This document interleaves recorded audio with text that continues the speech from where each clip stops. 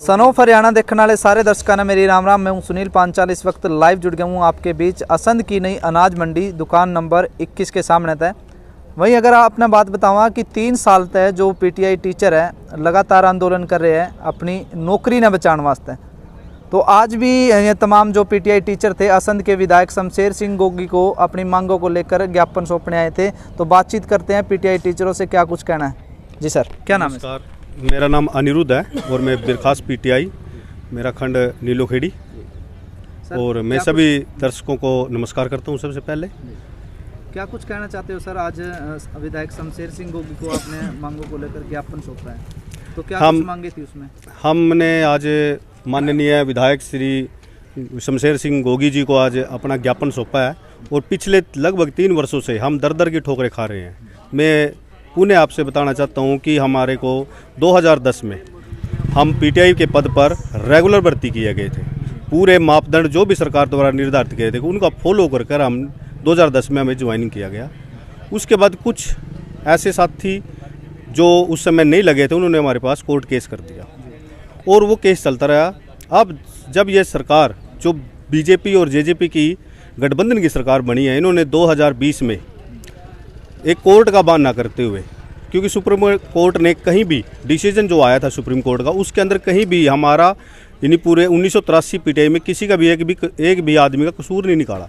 लेकिन इन्होंने एक राजनीतिक द्वेष भावना के कारण हम पीटीआईयों को बाहर कर दिया बिना किसी नोटिस, बिना किसी कारण के 2020 में। उसके बाद हम लगातार संघर्ष करते रहे हैं, धरना प्रदर्शन चलता रहा है और नवंबर 2020 में हमारे हरियाणा प्रदेश के सीएम मनोहर लाल खट्टर जी ने करनाल के अंदर हमें दोबारा नौकरी बहाली, हमारी नौकरी को दोबारा देने के एक वादा किया था और उन्होंने यह कहा था कि हम इन पीटीआईयों का चूल्हा नहीं बुझने देंगे और इनको जल्द से जल्द डिपार्टमेंट में समायोजित करेंगे। लेकिन अब उस वादे को 3 साल के लगभग हो चुके हैं, आज तक सीएम साहब का वो वादा आज तक उन्होंने याद नहीं आया और बार बार हम जब भी सीएम साहब से मिलते हैं वो आश्वासन पर आश्वासन ही दे रहे हैं। और हमारे जो परिवार हैं 1983 पीटीआई के जितने भी परिवार हैं, हर परिवार में हम 10 मेंबर भी लगाए तो 20,000 जो हमारी संख्या है वो दर दर की ठोकरें खा रही हैं।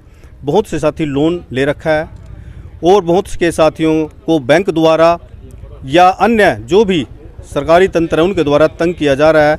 कई साथियों के हमारे घर भी बिक चुके हैं, लेकिन सरकार अब भी हमें बर्खास्ती रख रही है, हमें कोई भी ज्वाइनिंग नहीं करवा रही है। दूसरी तरफ मैं एक और बात और बताना चाहता हूँ कि हमारी भर्ती में सिर्फ क्राइटेरिया का थोड़ा इंटरव्यू का शेड्यूल में दिक्कत थी 5 नंबर का ग्रेस के कारण, और वो भी एक रेजुलेशन डालना था सरकार की। उस समय जो मौजूदा एसएससी बोर्ड था उस समय एक रेजुलेशन डालना था, वो रेजुलेशन उन्होंने नहीं डाला, जिसके कारण हमारी भर्ती को सरकार ने क्वेश्चन करवा दिया।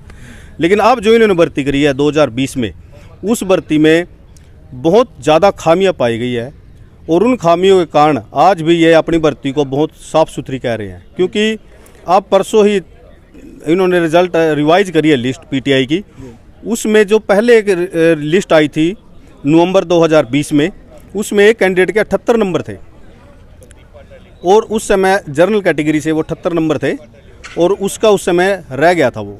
लेकिन अब जो लिस्ट डाली है उसके 100 नंबर कर दिए गए हैं उस लिस्ट में और उसको ज्वाइनिंग करवा दी है।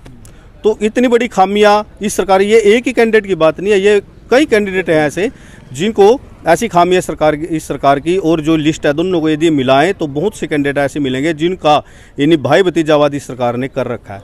हमारी तो सिर्फ कमी हमारी 1983 साथियों में से एक भी साथी की कहीं भी डॉक्यूमेंट में या किसी प्रकार से कोई कमी नहीं थी, लेकिन इस जो भर्ती करी है इसमें सरकार की भी उतनी कमी है और कैंडिडेट की भी कमी है। उसके बाद भी सरकार ये भर्ती चला रही है और हम पुनः सीएम साहब से एक ही मांग करते हैं कि जो आपने वादा करनाल में किया था कि हम इन 1983 पीटीआई का चूल्हा नहीं बुझने देंगे, वो वादा याद दिलाते हुए हम पुनः सीएम साहब से आग्रह करते हैं कि जल्द से जल्द इन 1983 पीटीआई को जल्द से जल्द उनके डिपार्टमेंट में उनकी पोस्ट पर समायोजित किया जाए ताकि इन परिवारों का चूल्हा चल सके, इनके बच्चे अच्छे स्कूलों में पढ़ सकें और जो हमारे साथी हैं वो भी एक सुकून की ज़िंदगी जी सके। पिछले 3 सालों में मेरे लगभग 60 सदस्य जो साथी थे हमारे परिवार के, 1983 परिवार का एक जो सदस्य 60 सदस्य मर चुके हैं मैं मर नहीं कहूँगा, वो शहीद हो चुके हैं। और ये गूंगी बहरी सरकार के कारण ही ऐसा हुआ है,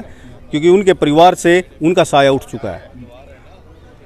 तो मैं पुनः यही कहता हूँ कि हमें जल्द से जल्द इस सरकार द्वारा हमें डिपार्टमेंट में समायोजित किया जाए। धन्यवाद।